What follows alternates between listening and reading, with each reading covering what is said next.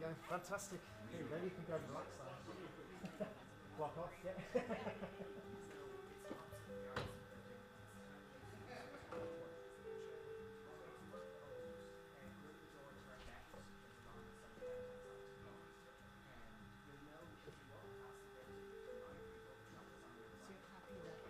On slide. Everything's in sync at the podium.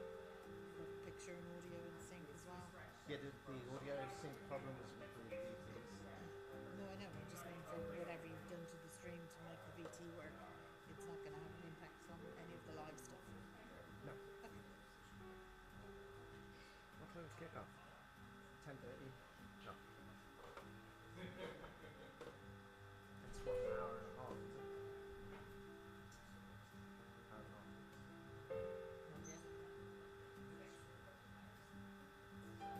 So I'm going to use a red, just in case there's a topic that just will finish it up something. Sure. I'm not going to read it now. Is she going to be No. beside you? Okay. No, that was just stream one. Okay, no, that's fine. I was just assuming she was going to be sitting there. So at some point I'm going to have to turn the moderator's chair because I don't think anybody else is going to be doing it. I think the moderator said she did it, so. Oh, she? Yeah. Oh, cool. Do you know what floor we're on Thursday? Or am I just ringing you from reception? Sorry, say again? Thursday, do you know what floor we're on? Or SSG ringing you from reception? is the boardroom, which is It's the the boardroom. second floor, I think. The floors are numbered arranged with. parking. You and Connor are going to have to come together Yeah, no. with Kit, Yeah. and then they'll arrange a parking space for you. Okay. So I'll need a text from you today with your car reg. I'll do now.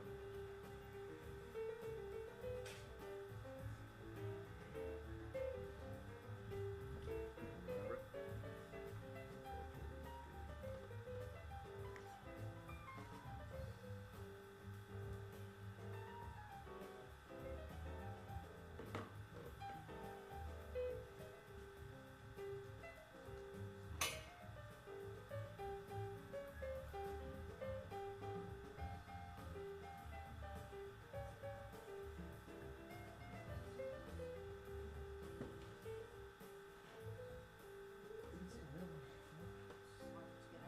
They're not very long, that's the only thing.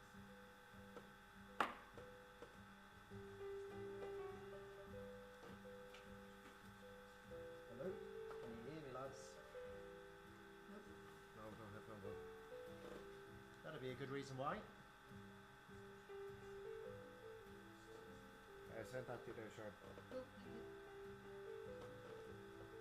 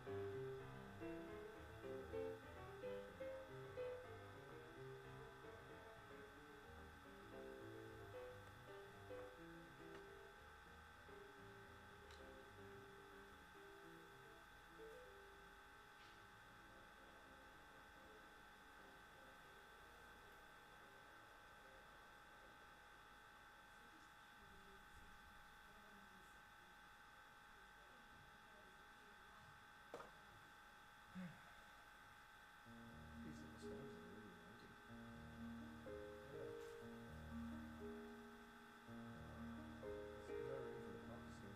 Don't go dry.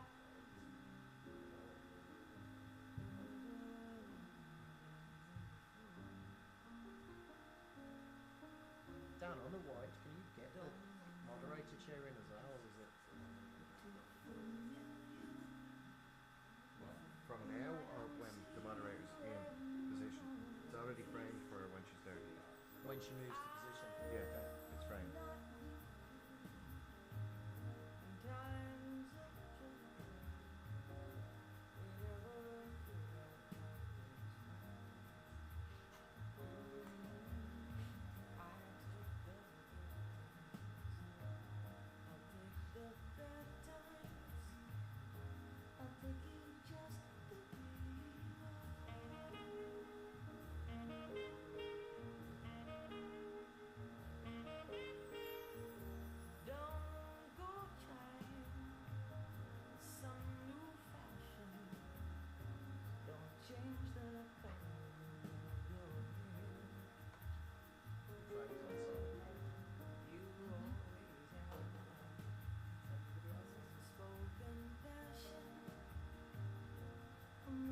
Everyone's phones are on silent.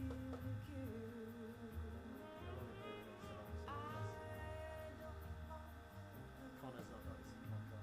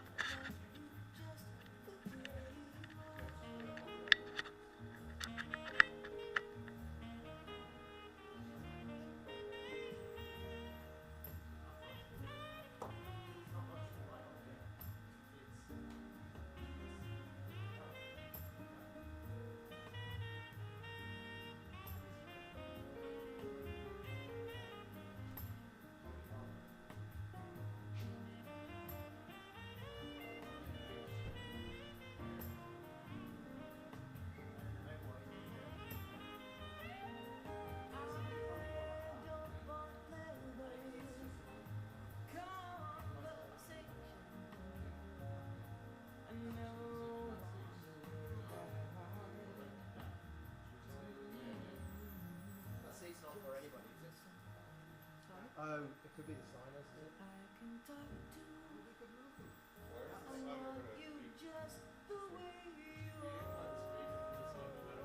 So down this way.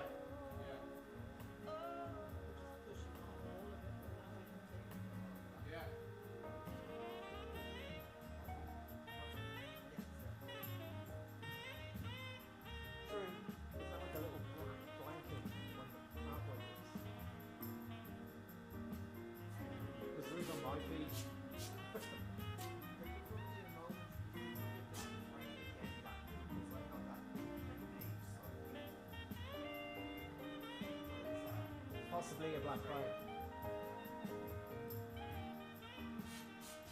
No, it's there that it happens on mine. But every time it, mind you, there may be more than one loop. It might only happen.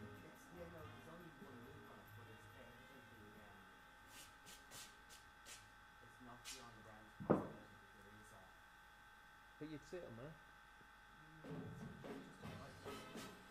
So they might freeze frame until they get a new signal.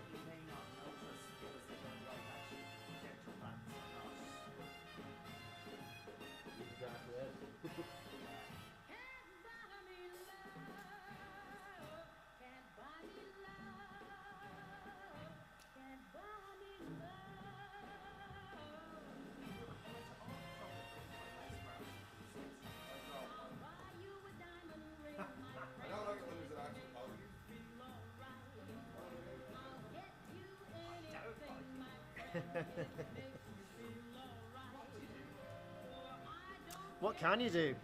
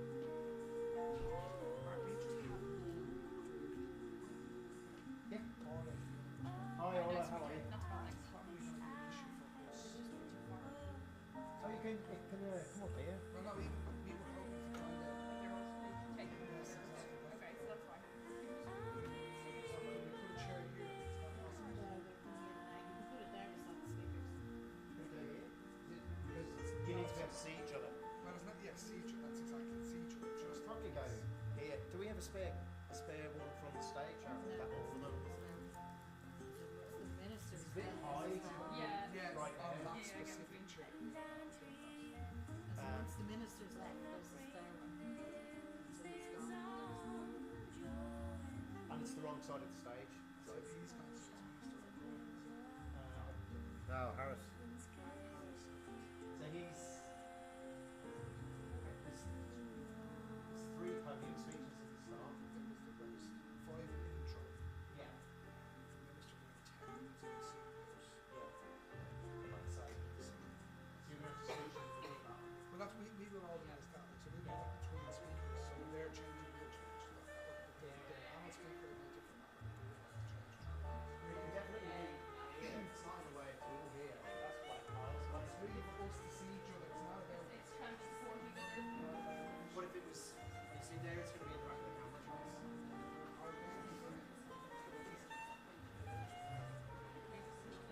That's like the exit. Like, I know it's not, you can see each other through here, but you have to turn around, that's no good. Yeah, no, I get that.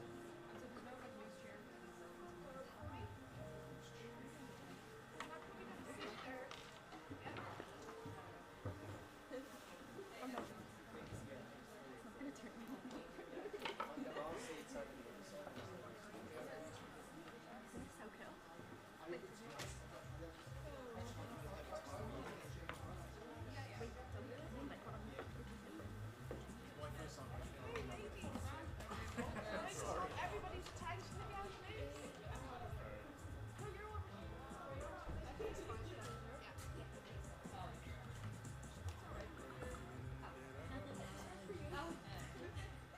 Everybody needs to use the bathroom. These stairs and the toilets are just on your left. And if I'm not shouting, So you're going to be on the edge there. Can you guys hear me?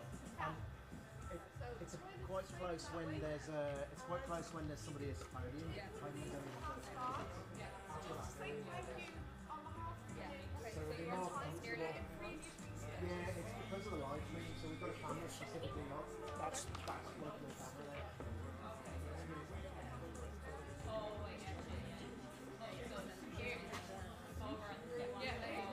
Yeah. Cool. So that's the positioning when they start moving. We'll just make it easier for everybody. And it's easier for us because whoever's speaking and viewing the same shot. So there's no question about people being able to see the live stream on the live stream. Fantastic.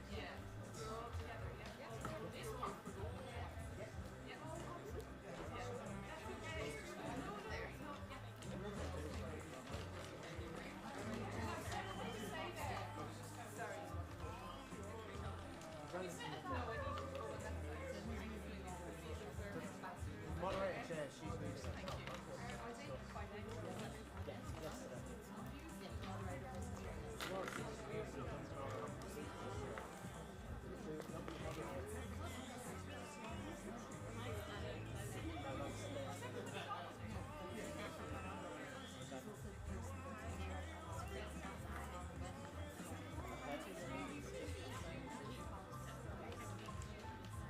So maybe Dan has to check it. Dan, you might, because Sharon's now blocked in, you might have to move the moderator chair. So you can see your four. It's once the speeches are complete, they're going to start into the panel discussion, and then the moderator chair just needs to move. It's better if you do it, because otherwise you'll accidentally block your shot.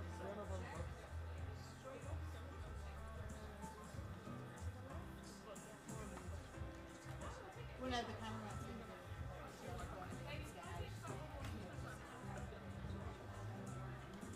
Unless you want to move all the furniture as well.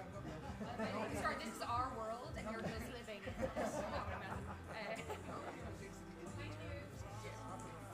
No, we originally were going to put you over on that white wall, but it was just.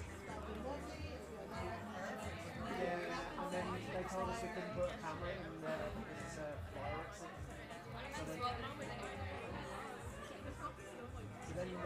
stage when you said the only place you can have anything permanent is in the area of the stage. So we think we were permanent.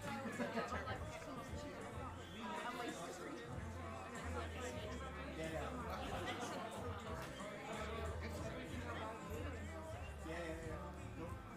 Because you always work in similar height pairs just to make your work easier.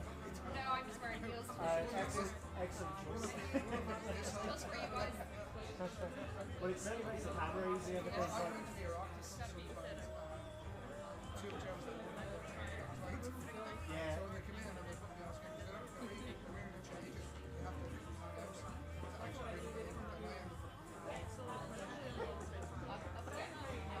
Just for future, it's just everyone the same height, that's fine. If you need Some notes on,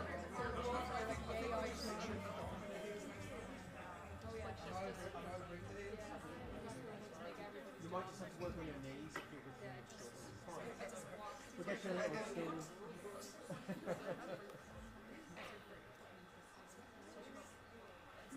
Are you with an agency? Is that? Yes. Yeah. So there is there more than one agency in Plenty of agencies, but there's with contracts with them. That's the thing. Yeah. Sometimes when you get, especially if it's spoken, in general, it's a spoken language agency. Sometimes They don't really vet the sizes. there's one, there's two sign languages. One is an agency, and the other is just a fair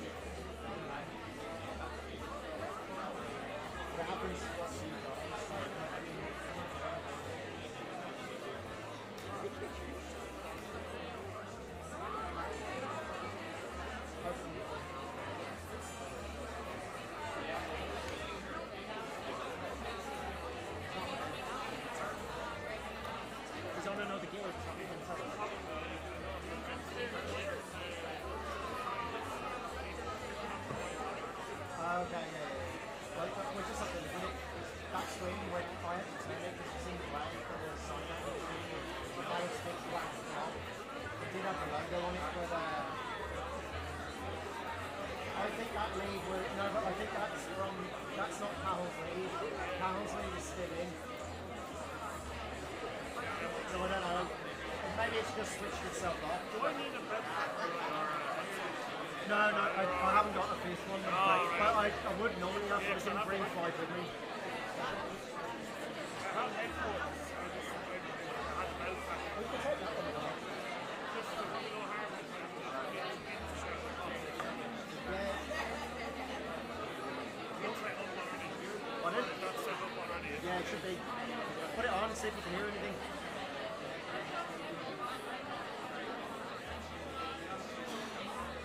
Really? No.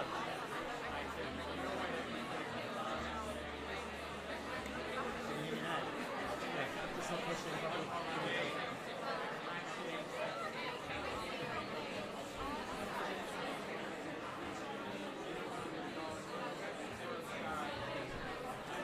It's in all talk, but don't worry about it. If I don't want to hear you, just leave it away. But if you want to talk to me, you need to swallow the thing.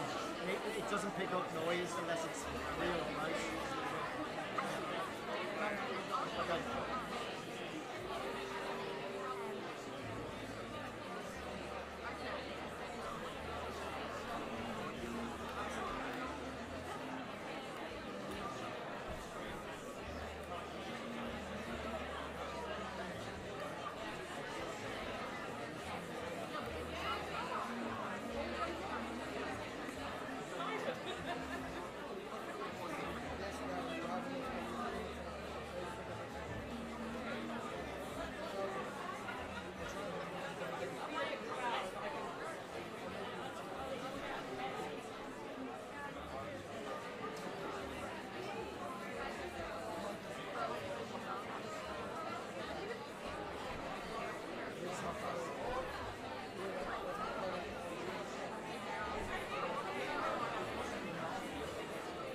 Yeah, there's an RTA person here.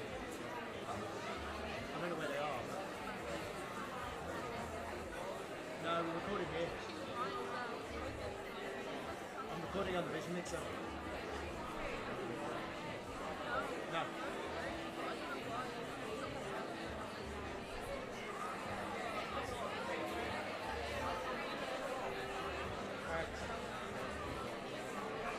Pardon? Yeah. Well, it's Carol. Are they ready to go sound-wise? Ready to go sound-wise? Yep.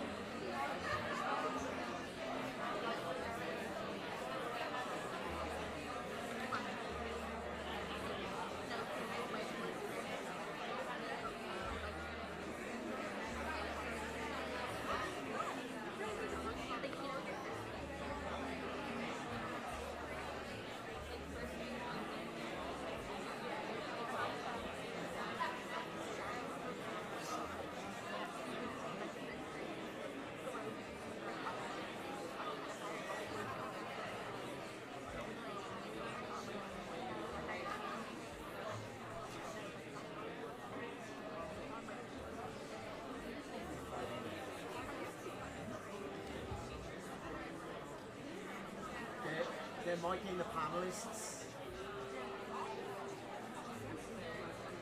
Because they haven't finished, they didn't want me to start just in case they're not finished in time. That's what they were just saying to us on their headphones. No,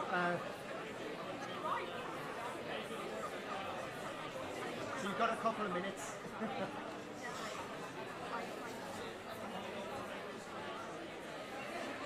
Relax.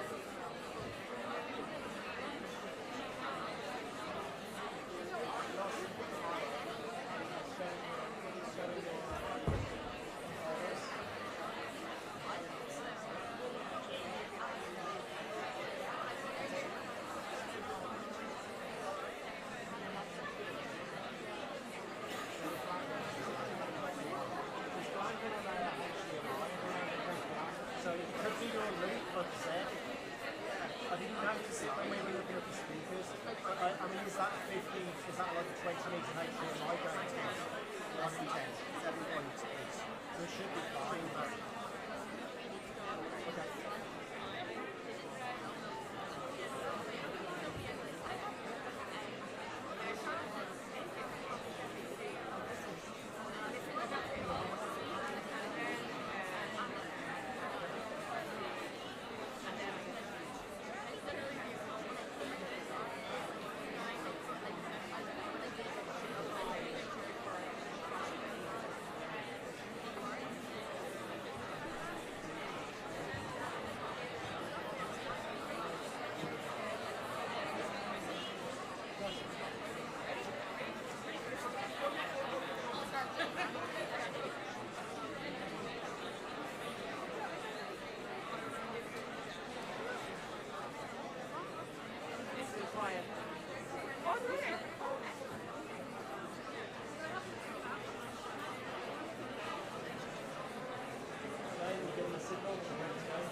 Good morning on this great and joyous day, and thank you all for being here. In the unlikely event of an accident, it's just housekeeping, please note your nearest fire exits, and pretend you're on a plane, and put your phone on silent, or if possible, in airplane mode. Now, we're going to wait for our procession, which I think we deserve.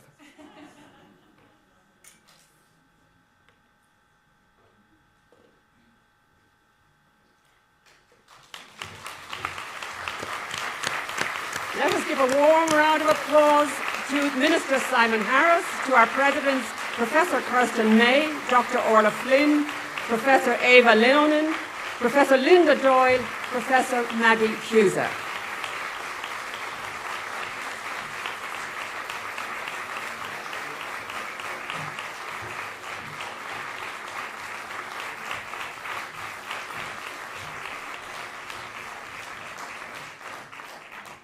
My goodness, it is joyous, isn't it? Now, let us, good morning to Minister Harris, ambassadors, presidents, distinguished guests, colleagues, students and friends of Maynooth University. It is my great pleasure and delight to welcome you all to this historic event in person and online. This week we celebrate International Women's Day. This year we mark 50 years since the founding of the Irish Women's Liberation Movement, an event commonly referred to as Women's Lib, rather scathingly back in the day.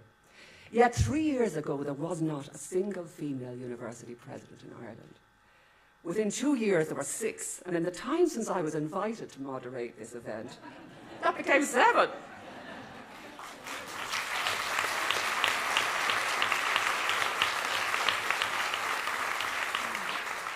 So in a slight joke about Irish bosses, you made 430 years for a woman president and 7 come along almost every time. But that milestone, as we know, was a long time coming.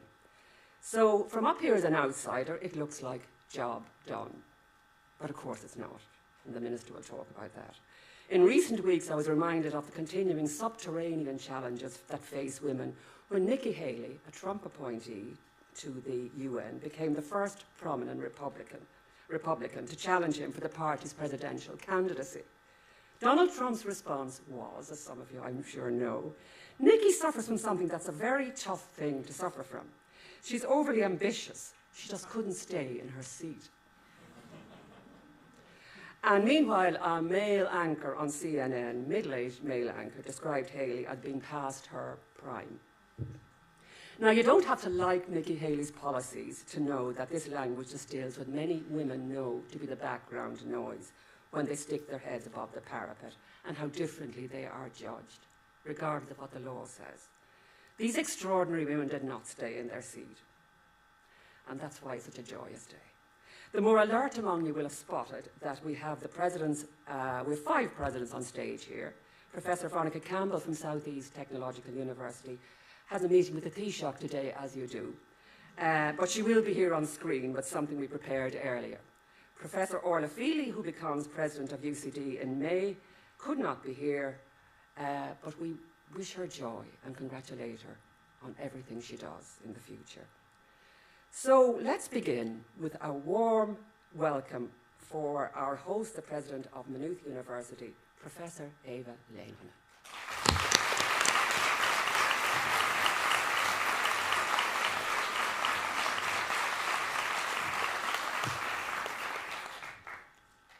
A'ara, Achina Ushla, Akus Achotsa, Minister, Ambassadors, fellow presidents, distinguished guests, colleagues, students, it is my great pleasure to welcome you all to this historic event. As we heard from Kathy, in 2019 there were no female presidents of universities in Ireland. There had never been any for more than 400 years. By 2022, there were 6. And as we heard from Kathy, the recently appointed president-elect of UCD will make this number 7. So to mark this incredible milestone in the spirit of the International Women's Day, which is on Wednesday, I invited all female presidents of Irish universities to this panel, have a discussion and share our personal leadership journeys, to discuss the value of gender equality in academia and opportunities and challenges in higher education today. This event is a powerful statement of the progress made towards gender equality in higher education in Ireland. I recognize the many significant initiatives that have been spearheaded by the Department of Further and Higher Education, Research, Innovation and Science, and also the Higher Education Authority, like the Athena Swan Awards, Gender Task Force Action Plans, and the Senior Academic Leadership Initiative. This is indeed a historic moment. I personally do not take this moment for granted. I'm also deeply mindful of our privileged positions as leaders of universities. International Women's Day is a global day celebrating the social, economic, social and political and cultural achievements of women. And the day also marks a call to action for accelerating women's equality. The theme for International Women's Day this year is Digital, and it's Digit-all, A-L-L, Innovation and Technology for Gender Equality. And I'm very proud that students from the STEM Passport for Inclusion are here today. Welcome, students. This is an initiative that is spearheaded by Dr. Katrina O'Sullivan here at Maynooth and strongly supported by Minister Harris. Thank you, Minister. Universities do have a very important role in supporting gender equality more broadly in society. The challenge of gender equality is further impacted by inequalities more broadly, racism and discrimination that mar our society. As the host for Universities of Scholars at Risk in Europe at Maynooth, we have strengthened our understanding of global inequalities and the importance of freedom to speak out against injustice. Some of our scholars come from Afghanistan, a country where girls can no longer access education and where women are banned from university. Maynooth University, like other Irish universities, has a proud track record of confronting inequalities in society, including widening access and participation in higher education from underrepresented groups. We believe in strengths-based education that builds on the different skills and talents that we all possess. We want to further broaden access to professions as inequalities exist simply because of the family we were born into, the school we went to, and indeed because of our gender. Talent is evenly distributed. Opportunity is not. I believe this coming together today is important for realizing the potential of higher education in Ireland, the potential we have here to imagine and create better futures for all through education. The Irish phrase, Ninjert Koka the Shela resonates with this occasion. Our strength is in our unity. Unity across our universities, within the context of our differentiated missions and purposes, across the whole education system in Ireland, and in the European and global contexts. As a sector, we need to be confident and we need to be bold. I have, however, learned that these words can have another meaning in Ireland. So let me be clear. We want to be confident and bold, but with no notions.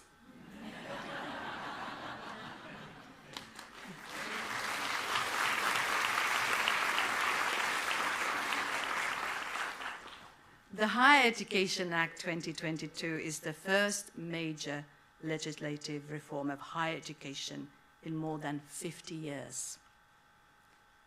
We now need to be thinking about the next 50 years and the future of universities. Today is a marker in that changing landscape of higher education in Ireland and our expanding family of universities. We need to harness the potential of our leaders. We need to back our tertiary education system. Collectively, together, Ireland will take its rightful place on the global higher education stage. This is an exciting moment, and I am confident that together we will create a better future for all. Goramile Mahakwev, thank you.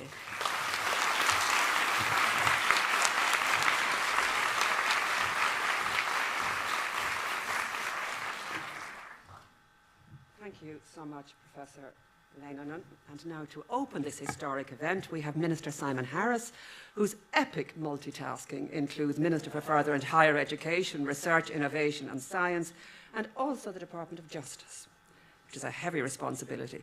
And that's while Helen McEntee is on maternity leave, which in itself is a powerful statement about the normalising of women and parenting in politics and society. Minister Harris, you are most welcome. The podium is yours.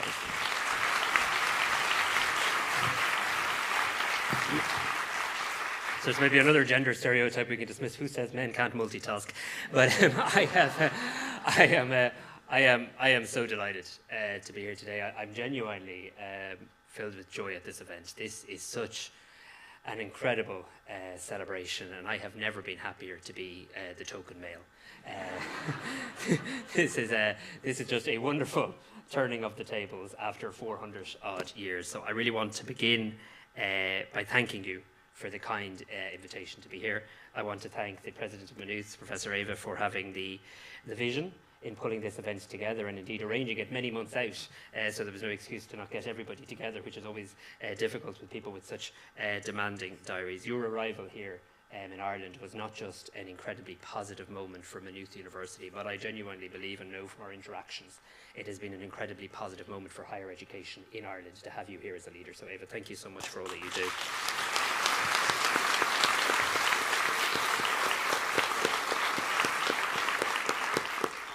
Can you also allow me a moment of indulgence when I really want to also thank Cathy Sheridan for being the MC of this panel. It wouldn't be right to be at an event for International Women's Day to not acknowledge that Cathy in and of herself has been an incredible trailblazer in this country. You're somebody who has always approached your work with wide-eyed interest, with curiosity rather than predetermined condemnation. You've had an incredible ability to spot things that needed to be spotted and to explore things that needed to be explored, and your enthusiastic openness, your natural curiosity has benefited media, democracy and society on so many occasions throughout your career. So thank you so much for being here today.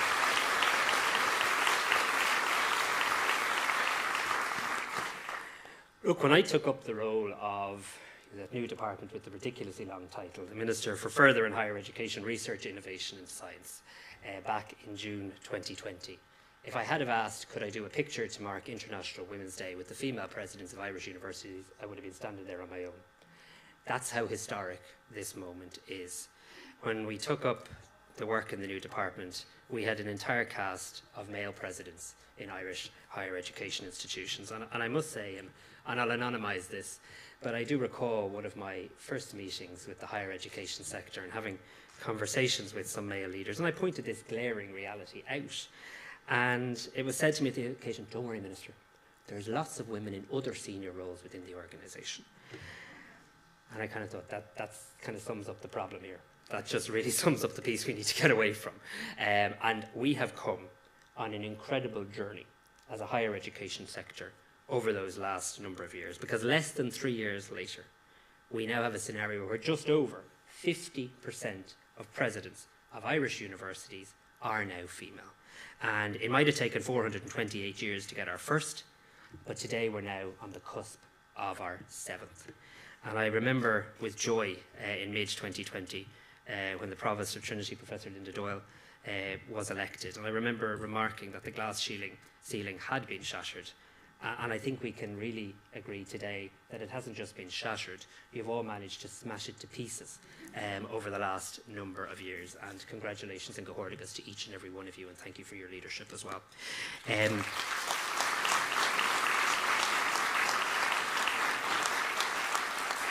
I know we're going to hear from six, because Veronica Campbell, it's a good excuse to not to come to the event anyway, that she'd a meeting with the Taoiseach. It's a bit of effort went into that excuse anyway. We're going to hear from Professor Campbell online later, and you're going to hear from the five here, and I'm certainly not on a day like today going to endeavour to mansplain or in any way, shape or form preempt what the female presidents and leaders are going to tell you. But I do think, and in fact I know, that their appointments do send forward a very powerful statement about the progress that we are making, and I use the word making rather than made, the progress that we're making towards gender equality in the higher education landscape in Ireland. I really hope it sends a powerful message across the education sector, a message that our sector is changing, that society is changing, and I really hope it inspires the young female students from Rathcoole sitting here in front of us today, that you live in a country where you truly can be anything you want to be and never let anybody tell you anything to the contrary. But we also, in acknowledging that progress, we also have to be very clear that gender equality is not confined to just a number of high-profile senior roles. It is certainly not, well, now we have the female presidents, the box is ticked, isn't that great, can't we all just get on with our lives? Gender equality and embedding it in higher education, and crucially then embedding it in society, is not something you do once and you move on.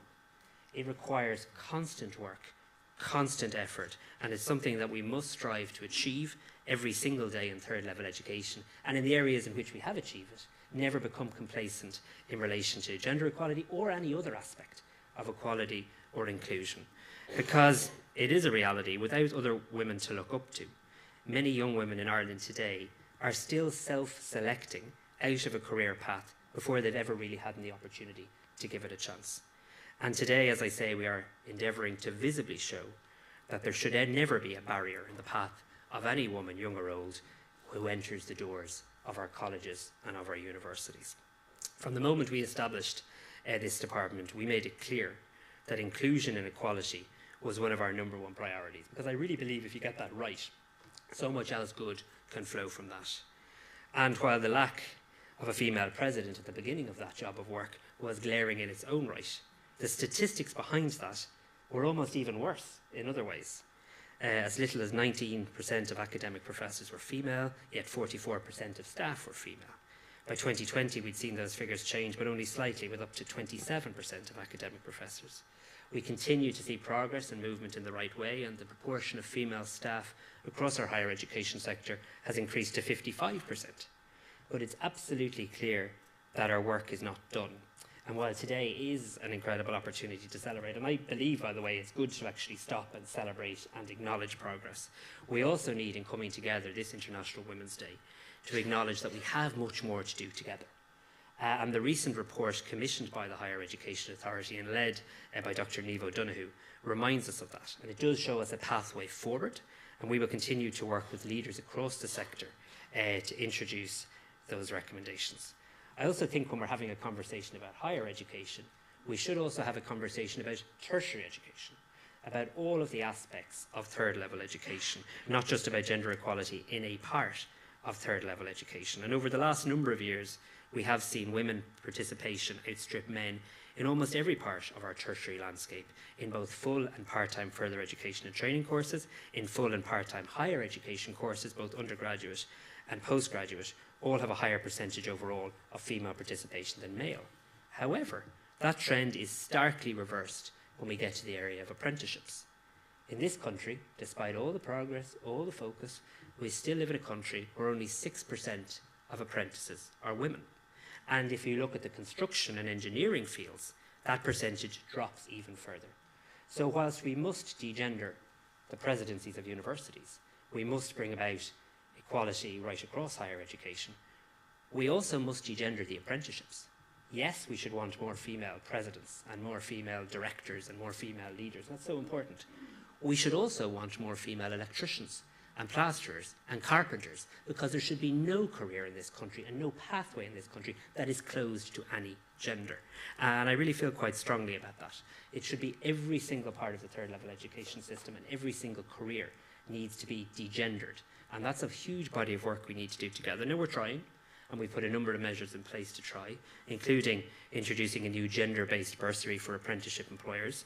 And this is where we're actually paying an employer an additional bursary if they take on a female apprentice. And it's having some encouraging signs already, and I do hope and expect it'll do more. But it's about a lot more than that. It's about society. It's about culture. It's about the young girl sitting in a classroom today and what she is presented with as her options. It's about career guidance. It's about the availability of subjects in school. And that brings me to the fact that in Ireland we do still see a striking gender imbalance in STEM subject choices made by boys and girls at post-primary level. And it's been so wonderful to see secondary school female students here today engaging in the STEM passport project and providing them with huge, huge opportunities. And it gives me great confidence for our future. Females are underrepresented in our higher education STEM courses today. And we've got to work to make sure that the vision of the STEM passport for inclusion really takes hold, because this is a programme that promotes STEM education and careers. And I know their vision for the next 3 years is to reach out to all 4 provinces of Ireland and work with every transition year girl in every DESH school right across the country. What an incredible vision and an incredible body of work to take on. And this is work that I'm fully committed to and that myself and my department intend to support. When we get to the area of research, in Impact 2030, Ireland's National Research and Innovation Strategy has made it clear that we've got to support the career development of the next generation of researchers. And there is so much to do in this area. Why are the number of PhD students not translating into similar numbers of research leads, as an example? So we're currently undertaking a national review of all state supports for PhD researchers, and this will conclude very shortly, probably in April. And it will look at the whole issue of equity of access and the equity of the arrangements for all people participating in PhDs. I also want to, and I saw earlier my former colleague and great friend Mary Mitchell O'Connor here. Mary's somewhere here. But Mary, I want to thank Mary Mitchell O'Connor for the work she did as Minister for Higher Education, because she put in place very specific measures called the Sally professorships against the face of a lot of gendered language and some misogynistic commentary. And it has helped ensure that we have instilled female leadership in many positions, and we have more to do. And I want to thank you and acknowledge your leadership, Mary, in that regard.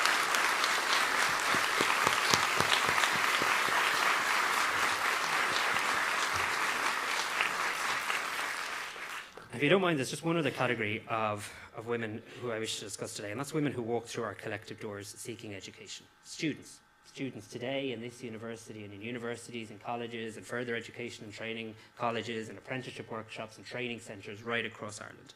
Because we all know that education has the power to be transformative. There is no more transformative tool, actually, in the world than the power of education.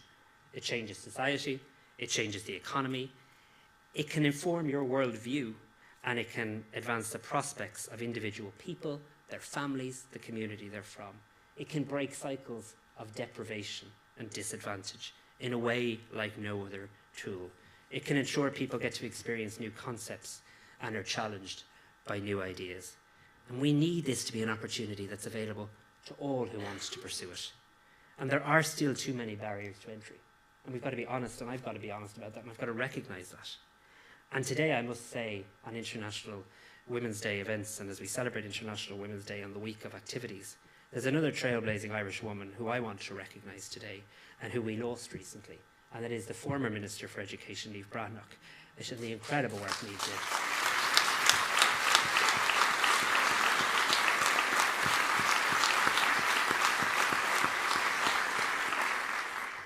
She knew that barriers to entry must be torn down for best outcomes in education. She laid the foundations. She took on the vested interests and the conservative views that this is the way it must be.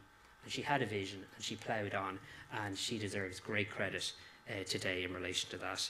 But also, as we think of her, I'm conscious that she was also the minister who was involved in the University Act, an act that provided so much benefit to our sector.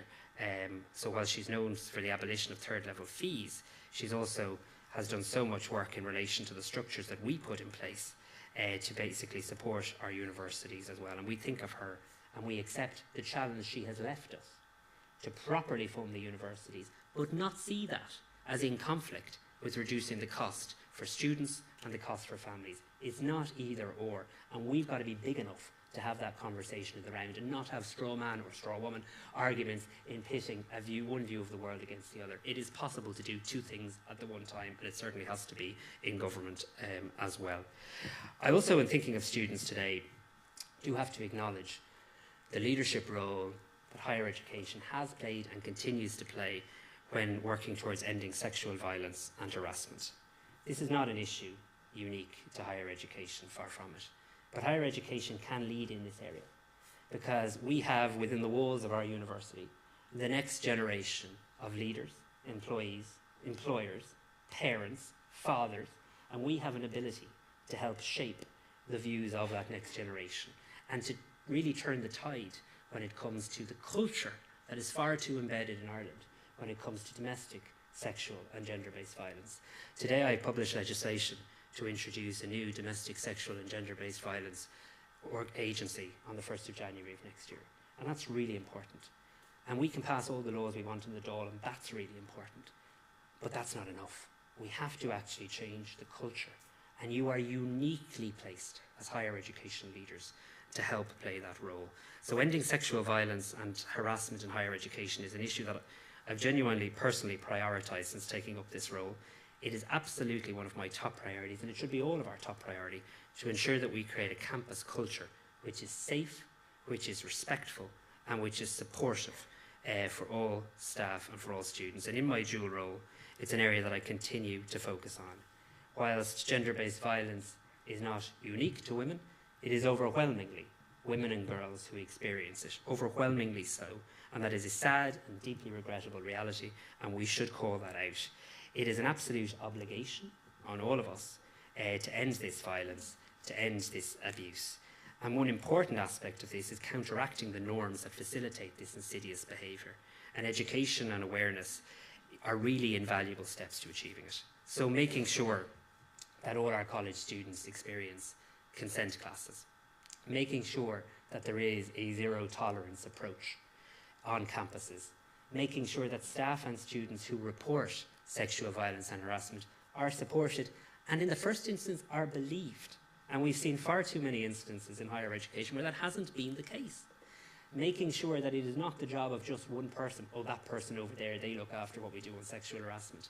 It's everybody's business, from the president down, from the person on the bottom up. It's everybody needs to get involved in relation to this. And we're supporting the sector in a very practical way. We're funding 17 new positions for sexual violence and harassment response managers, and we're working with you to make sure that we can really take a zero tolerance approach to this. But on International Women's Day, I want to acknowledge that far too many women and far too many girls have been failed in Ireland when it comes to domestic, sexual and gender-based violence, and therefore by reality have been failed in our higher education institutions. And today, as we celebrate the incredible progress we're making on gender equality, we must commit to doing absolutely more, because you cannot get to the vision of gender equality, of full participation, of equal access, if we don't call this out from the very, very start and in every level. And I'll work with you to make sure that we do that. 2018 marked the 100th anniversary of women in Ireland being granted the right to vote, and Evan Boland wrote the beautiful poem to celebrate the women who'd fought to secure that right. And there's one particular line where she said, "Our future is the past of other women." And the next generation of leaders, of engineers, of educators, of students, of carpenters, of politicians, of accountants, of everybody in every position in society and everything in between are walking this campus and the campuses of colleges right across our country today. We have the opportunity now to change cultures, to change attitudes, which will ensure that the next generation do not face the same challenges we face today. Together we can create a new cultural norm in this country, one which is about equality, respect, dignity, informed opinions, behaviour, safety, and the freedom to live our lives to the fullest, free from fear. I feel we are a better place to do this than ever before. I feel the incredible leaders we have on this stage, and Veronica and Orla, who can't be with us today, are a testament to that reality and to the progress we make. So today we celebrate, today we certainly report progress, but today is not mission accomplished, and onwards we must go with the redoubling of our efforts. Gur míle maith.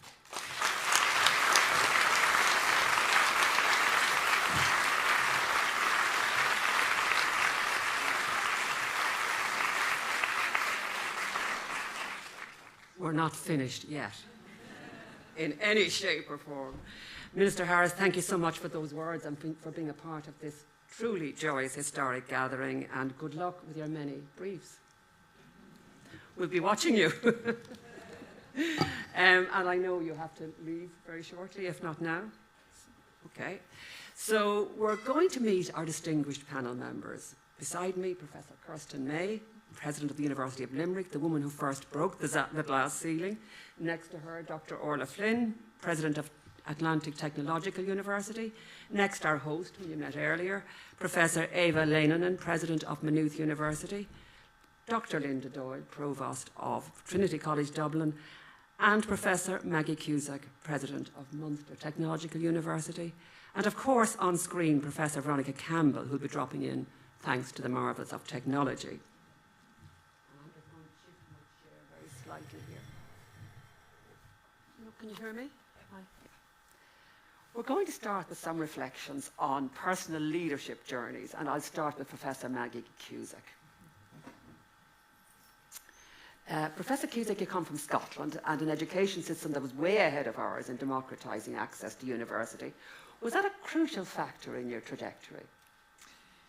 I think the importance of education and really seeing the technological universities coming into being in Ireland, for me that was such a positive signal for a nation to make such a change to the education system. And I saw that as a nation really investing in their people and in education, and that resonated with me in terms of my own experience and my passionate view that education is genuinely transformative. So you mentioned about me coming from Scotland, so I was brought up in inner city Glasgow, very much inner city, rough and tumble secondary school, and a school where there were just fantastic teachers who were so encouraging and really encouraged me into, going to university and studying science. So I think it does all resonate well.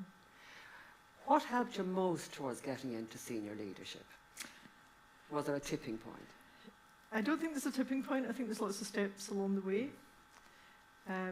So that initial encouragement to university and then finding that you're thriving at university and really enjoying it. I started in life sciences, my honours degree, and then my PhD was in life sciences and industrial PhD. And at that point in the lab, there was really good gender balance. But actually, if I'd looked up, I would have realised there was one woman, on the faculty.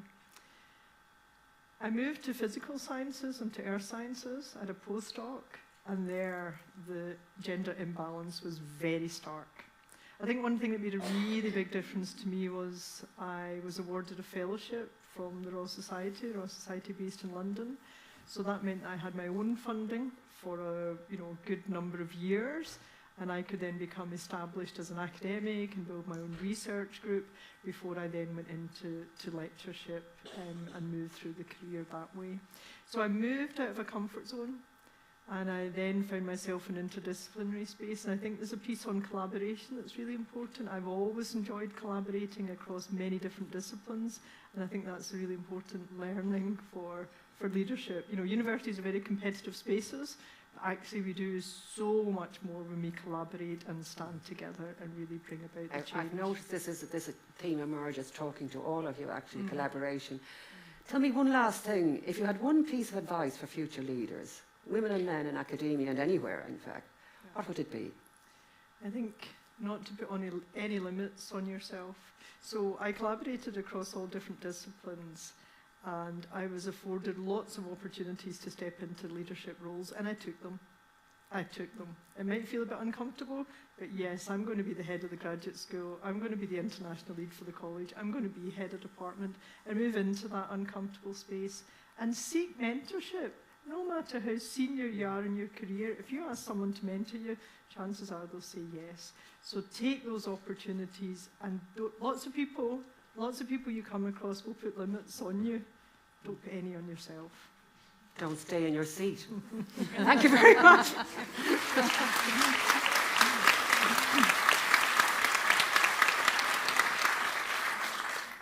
Dr. Linda Doyle, Provost of Trinity. Not many Cork girls growing up in a working class Irish family in the 1970s and 80s would have aspired to become Provost of Trinity College.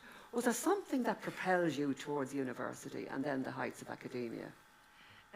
I suppose I would summarise it by saying, Kathy, that in one way I was born into great privilege, because even though my parents left school very young, they always saw the value of education. And for me, I came from a household where that was hugely accepted as being actually truly transformative. And I suppose there was a certain innocence to it that helped. So when I said I wanted to do engineering, my mum said, "Oh, that's lovely." And nobody said to me, "Oh, you know," and I actually didn't realise it myself, nobody talked to me about whether there were men or women in engineering. So to me, it was a mixture of that joy around education, that innocence actually, that kind of propelled me forward. And as I was pointing out earlier, I am not the first provost from Cork. Apparently there was one from Douglas in Cork who was described as adequate in some of the stuff I read. So my bar at the moment is to be better than adequate. Well, that's a good bar to go over. You know, we always said that women had to be, men could be mediocre, women had to be exceptional. So I think we're on to something here. And it's an interesting point that two of the we have one woman from Cork, a woman from Waterford. I think 2 Scottish people on the panel, a Finnish person and a German person. It took all a Feely to bring in the Dobbs. So, not sure what happened along the way. What piece of advice would you give to future leaders? So the thing that works the most for me, right, and that got me into the space is realising I could do it my way. And that to me was kind of, you know, running for provost, for example, is a very public thing. You kind of have to put your hand up and people see whether you succeed or fail. And sometimes you feel you can lose yourself in something like that. So for me, it's like power and executing power and having power doesn't have to be done in any one way. So you can do it your way, whatever that way means. And there's many ways to do it. So I would think it's just, you know, hold on to yourself and understand what it means for you to be a leader in your way. Because one of the great questions here is, what does female leadership look like? Yeah. Do you have to be more shouty? Do you have to have a bit of male DNA?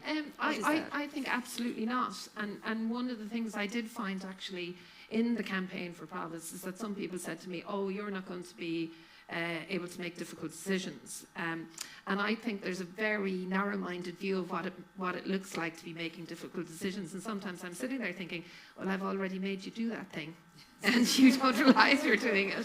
So I think that's what I mean about holding on to yourself and understanding that you can work. I mean, you don't have to be putting your hand up and blocking someone and shouting at them. She already made the person do that thing. Just watch out.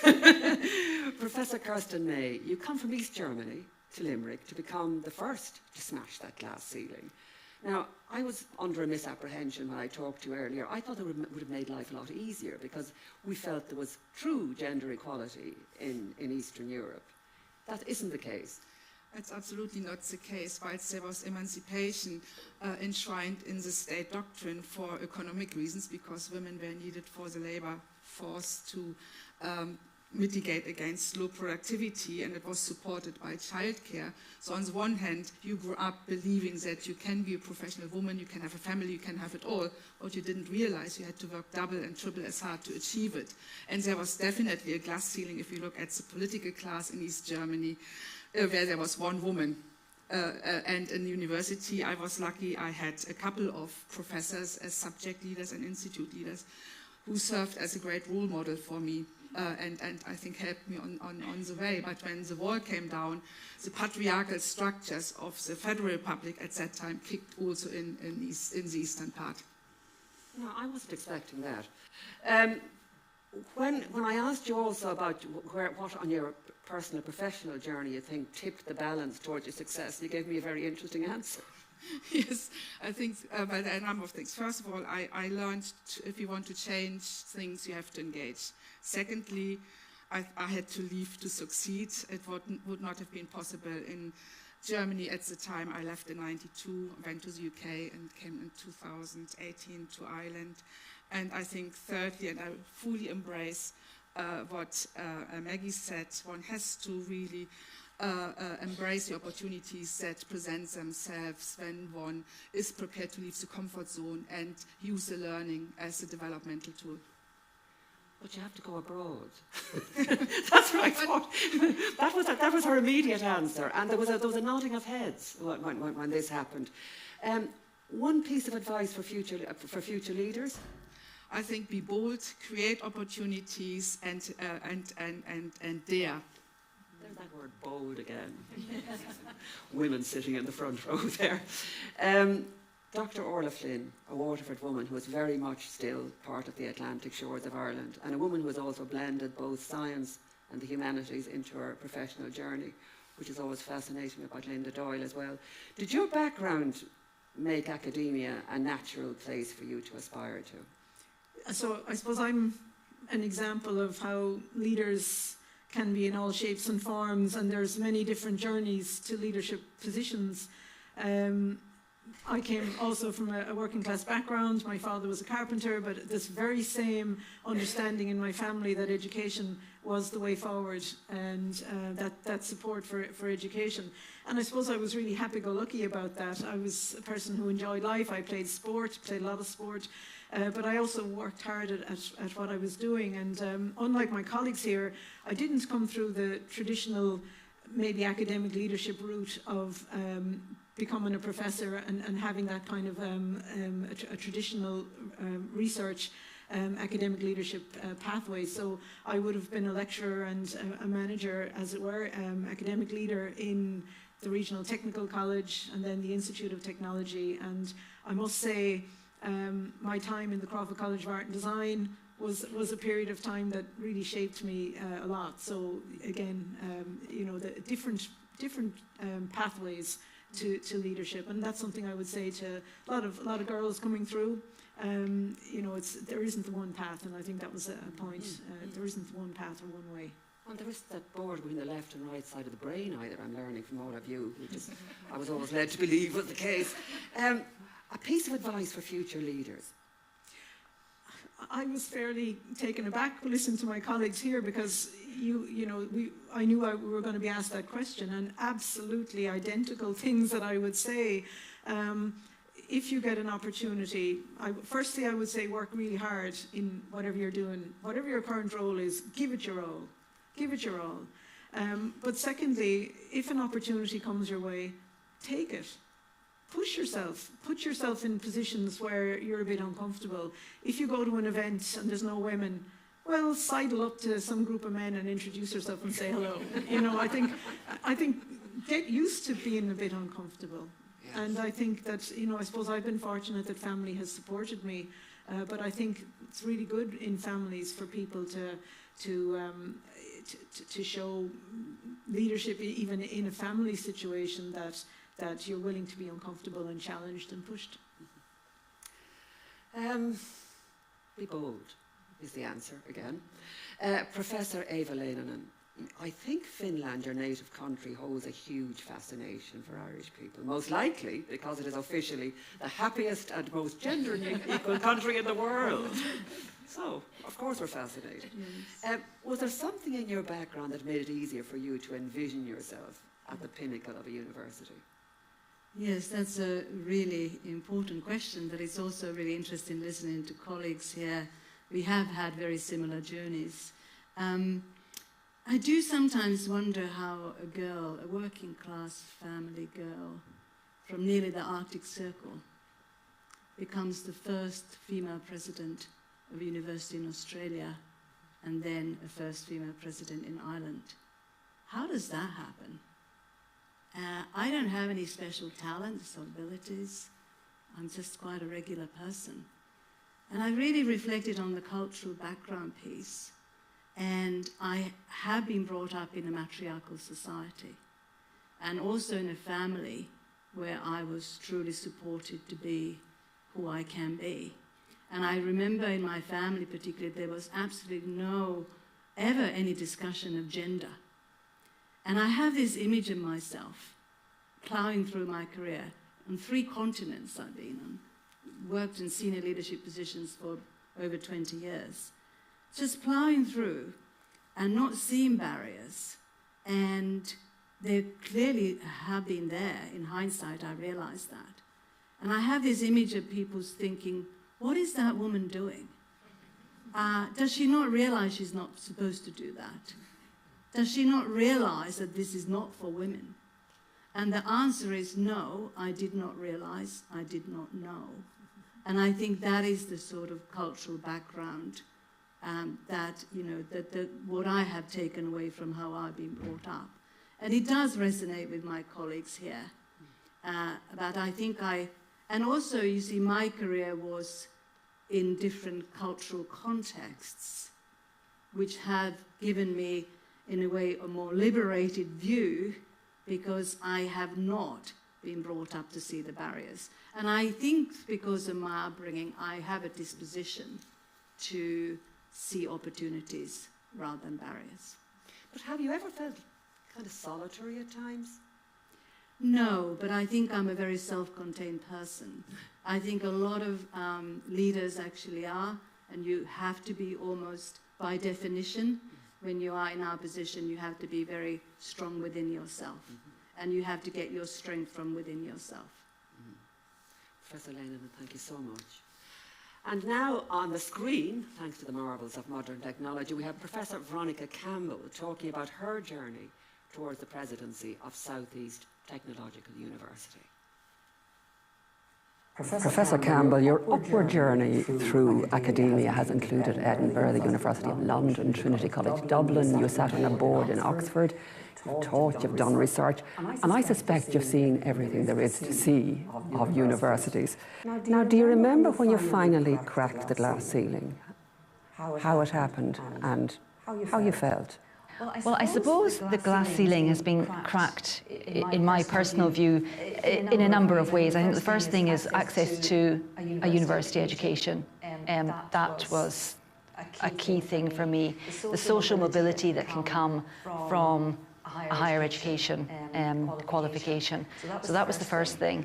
And then over time, I mean, I've been very fortunate to be surrounded by excellent mentors, mainly informal, both male and female, and they've been hugely beneficial in helping me navigate my career and, discuss and brainstorm career choices or new ideas.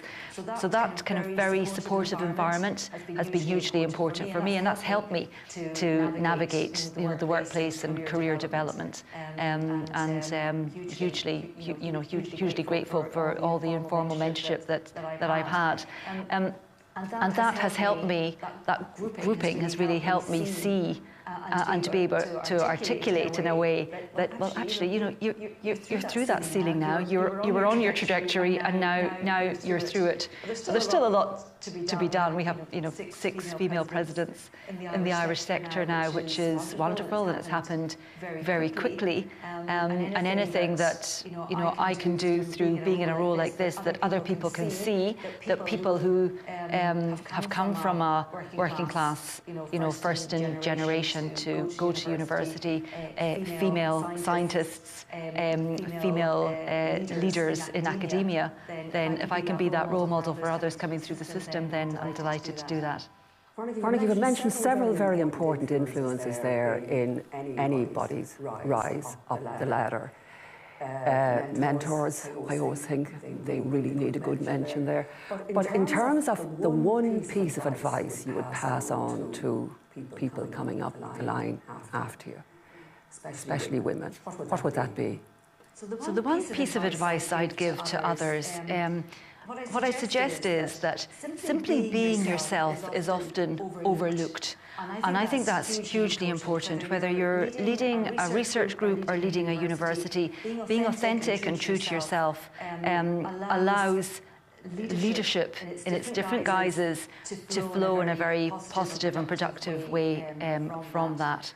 I'd also suggest that effective leadership doesn't necessarily need to be the loudest person on the room or the person who's banging their fist on the table. Effective leadership, particularly in an academic context, can be very collaborative. So be yourself. As a leader, of course, you do need to have a forward-looking vision, and you do need to be robust, but also being kind and considerate to others, and a bit of humility, I think, goes a long way. A bit of humility goes a long way.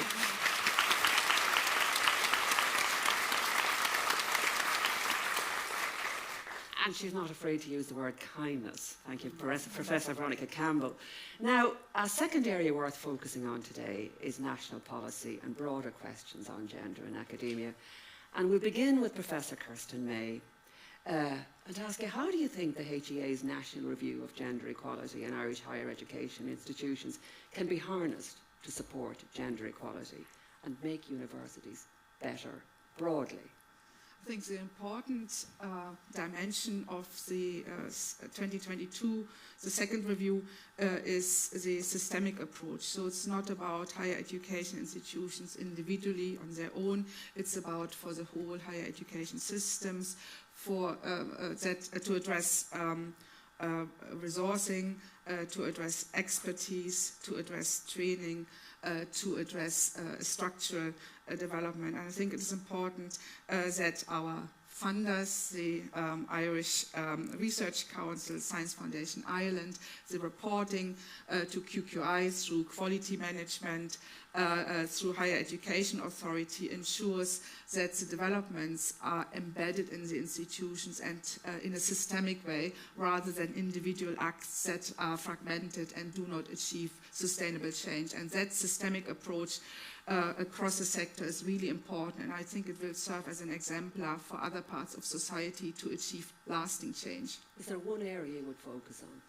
I think the focus really needs to be on addressing the career path throughout the higher education system, not just the leadership, but every single level, to create equal opportunities and to realize the obstacles that are in the way. And these include also societal obstacles, for instance, the lack of affordable childcare. So say all of us. Professor Maggie Cusack, this is a topic that affects every woman on earth, the one we're coming to, and happily in this case involves the support of men. Tell us about Munster Technological University's involvement in the White Ribbon Initiative. Yeah, so the White Ribbon Initiative, we have a partnership with Men's Network Ireland, and I think that's really fundamentally important. Everything we talk about, diversity or inclusion, it's not for any one group to really have responsibility for that diversity. So this is great that this has been led by Men's Network Ireland, really looking at behaviours, perhaps traditional ideas about men's behaviours and masculinity, and really challenging those. It's about speaking out against gender-based violence. So there's a pledge that's associated, and the pledge is obviously never to commit or to condone, and really importantly, never to remain silent about any episode of gender-based violence. And I think that's so important. It seems so obvious, doesn't it? So important for any change that we have to bring about. If as a society we're uncomfortable about speaking about difficult issues, we will never change. So we have to be able to have those conversations and to say, hold on, that's not right, and nobody should be saying that.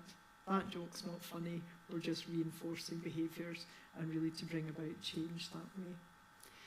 What impact has it had on your university community? So that conversation, I think that's the fundamental piece. We can bring in policies, we can, say how procedures should happen, but if you're not having those conversations, then the actual change won't happen root and branch through your organisation. So it's the conversation that I would really be encouraging. Professor Leinonen, the Senior Academic Leadership Initiative, aka SALI, has been the subject of much discussion, as we know, and as the Minister referred to, in recent years. What do you think are the opportunities and challenges now for the research careers of women through that scheme? We have already, as you say, mentioned the SALI initiative, the Senior Academic Leadership Initiative, and I too would like to thank Mary Mitchell-O'Connor, who is here, because I know we had a bit of a conversation beforehand, Mary, that bringing something like that into higher education at the time did have its challenges and took a lot of perseverance and foresight.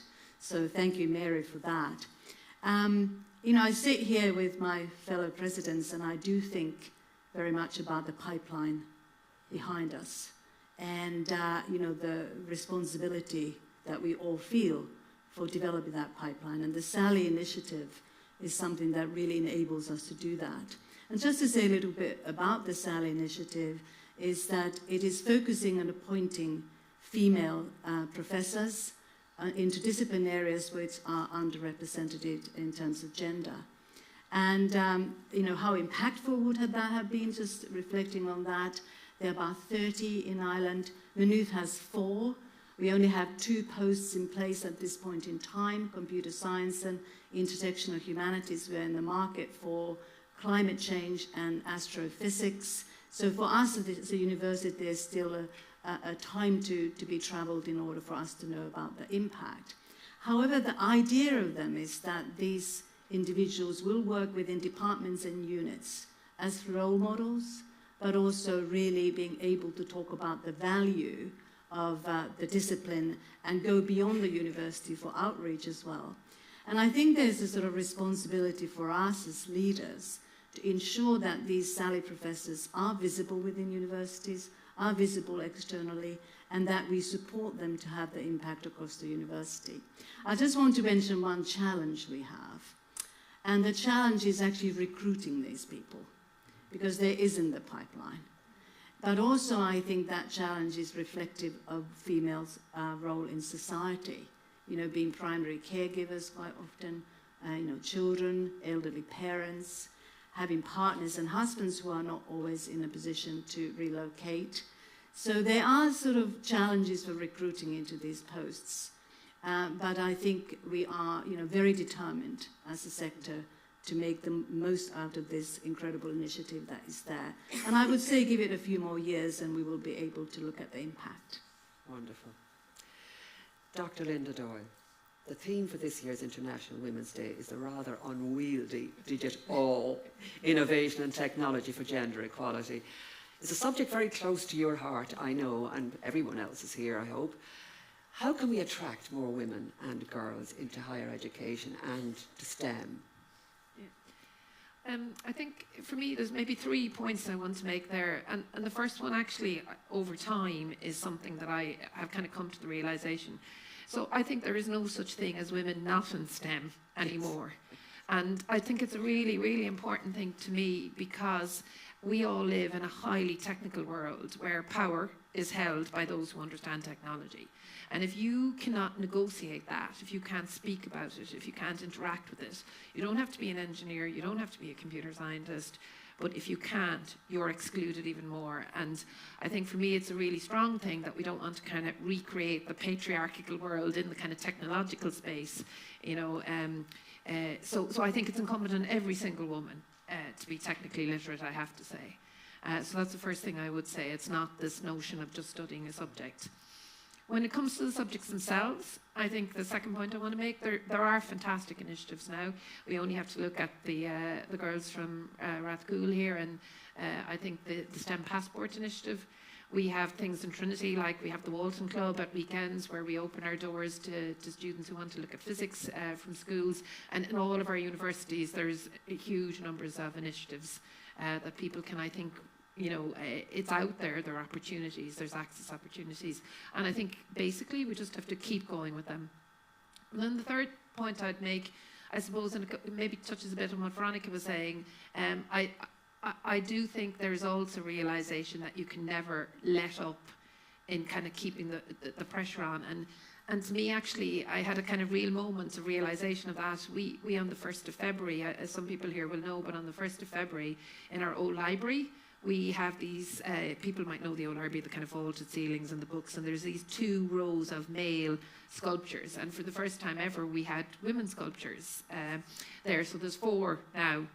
And I said on the day, I intellectually knew that this made sense, but I didn't really realise how emotionally it mattered. Actually, kind of like today, I kind of thought, oh, Eva's done a great job to ask us all out, isn't that nice? But then when I got here, I thought, oh, there's something more about this, and I felt the exact same. And it's that need, I suppose, to keep that pressure on always, the need to not take things for granted, and to keep pushing, and I would say the same with STEM.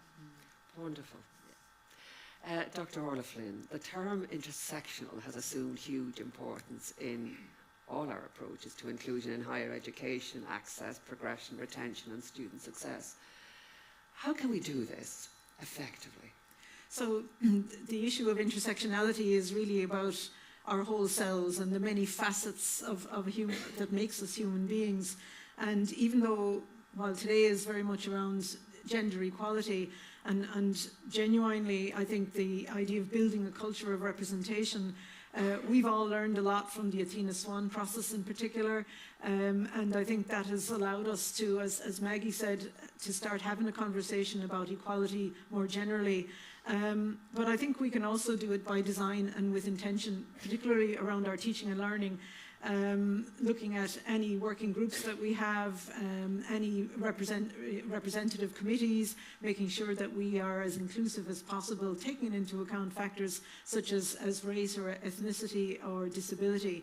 I'm looking around the room here, and I don't think this room really reflects the people who are walking our halls. We're not a very representative group in senior management generally, and indeed among our staff.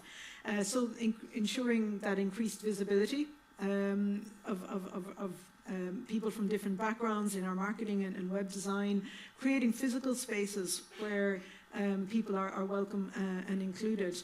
And again, back to the conversation, ensuring that we have training about what this means, because many of our senior management can get so bogged down in things like budget and organizational structures, and making sure we have those conversations. I will give a big shout out to the HEA there, because there's been a number of funding calls over the recent years that have enabled us to really be innovative in undertaking various initiatives.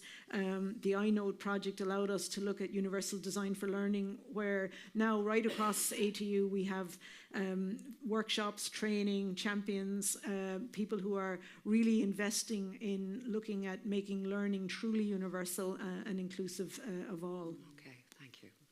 Now, I also asked Professor Veronica Campbell a few questions about her university's work in this area, and here she is on screen. Professor, you recently achieved a Bronze Athena Swan Award for the Department of Humanities at your university. Now, some people might not be fully aware of the importance and significance of this award. Can you just tell us a little bit about it? So the Athena Swan Award is hugely important for universities in terms of gender equality and actually understanding where we are as an organisation with gender inequalities and how do we address that through a gender equality action plan. So all the Irish universities and the UK and beyond are engaged in Athena Swan, and it's really made us focus and collect data on how we are dealing with gender equality matters. So in SETU, in my university, we have a departmental award at bronze level in humanities, as you mentioned, in computing and in engineering.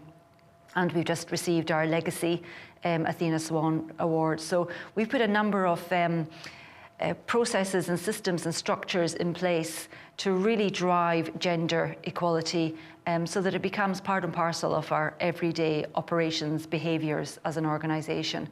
So we have a Vice President for Equality, Diversity and Inclusion. We have or EDI. We have an EDI committee as part of our governance structures. We have a dedicated team. And it means that we're able to be really responsive and also proactive in various gender equality initiatives. So I would include amongst that our recent activities in Gender Identity and Expression Project, an EDI in the Curriculum Project, and we have many more initiatives that we're looking into. Now that achievement, Professor, is really a pretty laborious process. With a lot of people, I suspect, who regard it as a bit of a nuisance and just more of that old wokery. Am I maligning some people, or is there general getting on board with this? There is actually a lot of support for this, and the universities have come a long way over the last number of years, which is very refreshing to see.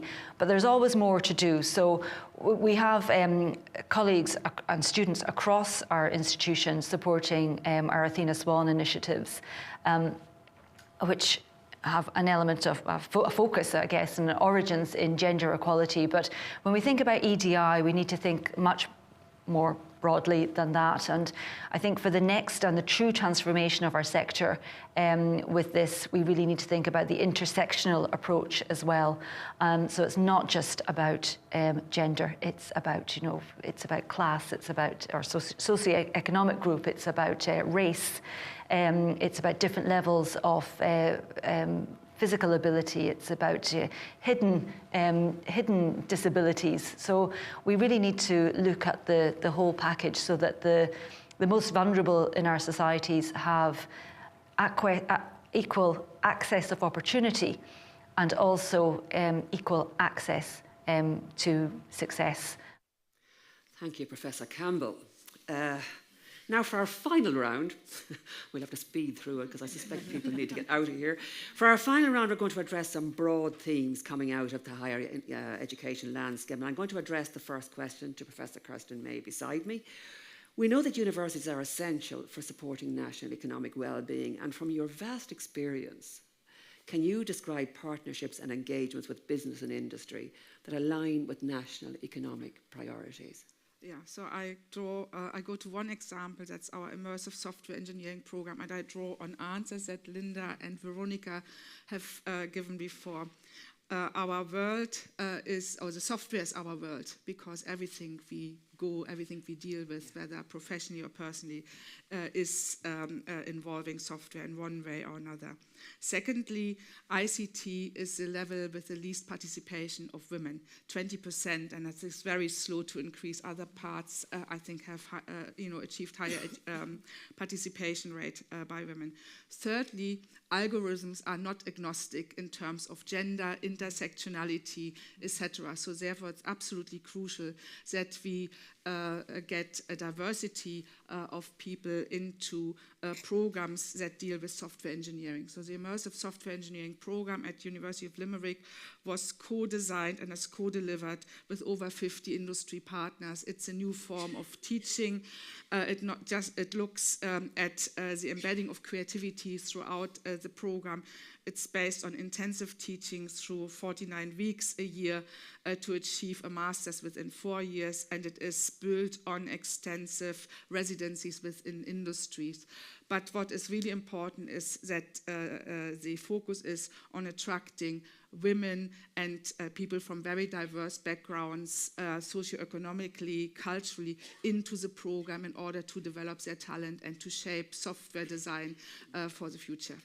So that word agnostic is so important there. Even I, as a completely non-computer-minded person, have become acutely aware of it. Professor Maggie Cusack, with the establishment of the new Department of Further and Higher Education, Research, Innovation and Science, it's very long, there's been a lot of discussion about the emerging tertiary education landscape. What's your experience of developing partnerships with further education institutions and between technological universities and universities? Coming into role as president of MTU, there'd certainly previously been really great relationships between what was CIT, so now MTU, and say UCC. So two universities really collaborating very well together. So we have programs in architecture, biomedical science. So John O'Halloran and I would meet regularly and we collaborate really well. We've also had really good history of access. And we're doing work now, so the two universities, UCC and MTU, with the Education and Training Boards in Cork and Kerry, so that four-way arrangement, really doing extensive work to map out pathways to see what are the pathways further in higher education in different routes, rather than people having to struggle to find their way through, and really acknowledging that people find themselves in different circumstances and different opportunities suit people at different life circumstances. So I think that's really healthy collaboration, and we're really excited about the work that we're doing now. It's great, and it obviously prevents the bubbles building up within institutions. Dr. Linda Doyle, can you talk to me about funding the future, the government's funding and reform framework for higher education? What are the possibilities and challenges it presents for higher education? So I think if you listen to the sentence that the Minister said earlier, that education is the most transformative tool we have for every ill, that every challenge, future of the planet, everything. Ireland does not act on that. So if you look across two ways that I find it really, we had a visit from the EUA, the European Universities Association, that the IUA hosted this week, and they have these two graphs that they show for funding, and I use them a lot myself, and I call them good graph and bad graph. And Ireland, time and time again, lands on the bad graph. So the good graph are educational systems that funding is increasing or student numbers are decreasing. The bad graph is, in Ireland, is the baddest on the bad graph, where we have decreasing investment in funding and increasing student numbers. So each of our students, year on year and year, are getting less of an investment in them. So I suppose for me, the challenge is dealing with that. And there's two parts to the challenge. There's the absolute dealing with that, and there's dealing with it, in my opinion, through what we call core funding rather than specialised initiatives. Because what the specialised initiatives do is they take autonomy away from us deciding on where things are best used, and they're kind of short-lived. So if we're serious about it being a transformative tool, and I absolutely believe it, and I think if you listen to all the answers, Veronica and all of us here, the transformative effect it had on our lives and many others, then I think we need to put our money where our mouth is, I suppose, and that to me is the main challenge. Right, and that's the only thing we're going to say about autonomy.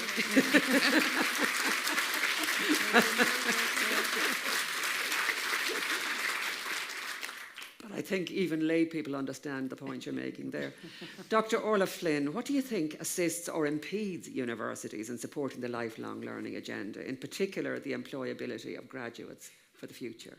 And so in terms of lifelong learning, I think there's maybe two ways that you can consider lifelong learning. One would be from the point of view of a person out there who wishes to re-engage with education, and it's probably worth thinking about all of the pull and push factors that that stimulate that kind of an interest for random people who wish to re-engage. And again, it could be somebody who is juggling a family and is kind of at home with young children, or it could be somebody who lives a long ways away and can't afford to stay at a university. And our ability to offer flexible programs to those students is part of that overall lifelong learning agenda. But I guess the second aspect of lifelong learning from a university point of view is our engagement with employers, and how we can work in partnership with employers to upskill their own workforce and to ensure that their own workforce is participating in that lifelong learning space. And when you think of many companies out there, many companies have people maybe who didn't have an educational qualification, who started in a job 20, 30 years ago, mightn't have the confidence that they're an academic, and we have a lot of tools that we can deploy to support those learners. So recognition of prior learning, where you can assure people that you might not have a university degree, but you have knowledge, skills, and competencies that are important, that contribute hugely to your workplace, and we can recognize those in a formal manner. One of the things that I would lament is that if you are a full-time person studying full-time in an online course, you're not able to access the SUSI grant, so you're unable to access any financial supports if you are a learner. However, there are numerous initiatives like Springboard and the Human Capital Initiative, again, which are enablers for participating in lifelong learning. But in terms of the graduates of the future, again, the connection with the tertiary education sector and the further education sector, and all of us being really in tune with employers and getting that understanding. One thing that employers really would like to see is micro-credentials and stacking of micro-credentials, and I think that we're too slow in rolling that out for a variety of reasons. So we don't have our QA processes fully in place, and we don't maybe have the technical software that will allow us to manage that credential portfolio for people in the lifelong learning space. But there are two things that are changing. We have N-Tutor and we have other mechanisms, and those are things that are changing. And it's so important. All of that is, I mean, I think all of you have so represented so well the full, I suppose, the fullness of society, and not just people who can attend university. And I think that's what's been so impressive for me here today. I'm going to finish with you, Professor Leinonen. Thank you for hosting this wonderful event, which I still can't get over. You've been here for the past 16 months, which is no time really, and was a period rudely interrupted by COVID-19. Tell us some of your views on the higher education landscape in Ireland. I have a very positive view of higher education in Ireland, but being mindful of what Minister Harris said and what we've said in this panel, we still have a way to go. And not just for equality, but more broadly. And I'm just reflecting on the applause that you gave to Linda's answer. We need to get away from the bad graph to the good one. And if you may have noticed in my opening speech, I said, we need to back tertiary education. So that means that, and I also said we need to enable and allow our leaders to lead. And that really speaks to this concept of institutional autonomy, which basically means we are accountable, fully accountable, but we need to be able to access resources, and we need to be able to run our universities to support our missions and our strategies, and that's a bit of a challenge at the moment. There's so much good in Irish higher education. Governance is, in my view, really robust and engaged. We engage with our communities, and Kirsten talked about, for instance, the business communities more broadly. We are the anchor institutions in our localities, in our regions, in the nation. We are internationally connected. We are here for the long term. So I think we need to invest in our future. We also have fantastic teaching. We have fantastic learning, fantastic students. We have creative and brilliant staff. And I mean academic, professional services, technical staff, ground staff, and so on. So we have so much good to build on. And I could go on, but I think where I will probably leave this is I've been reflecting on Newman's idea of university. And, he said something really critical that still resonates in Irish higher education system, and I'm very impressed by that. And he said that the purpose of university is to cultivate minds. And I think he uses words like, rather than simply train faculties or something like that. And I'm very impressed in the higher education landscape in Ireland, how we still embrace that in the context of huge external pressures for us to become instrumentalist in our approach. So I really commend the Irish education system for that, and I think that's a really strong foundation for us to build on for the future. What a positive note to end on. Well said.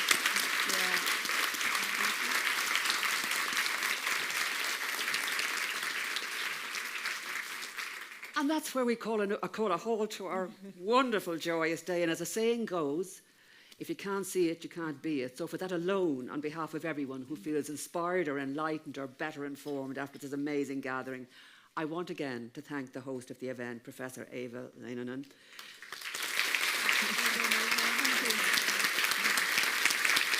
The Minister, Simon Harris. And all the presidents, including Professor Veronica Campbell, who participated in person and online.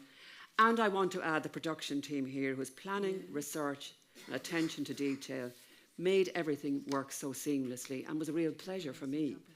Please give them all one last round of applause.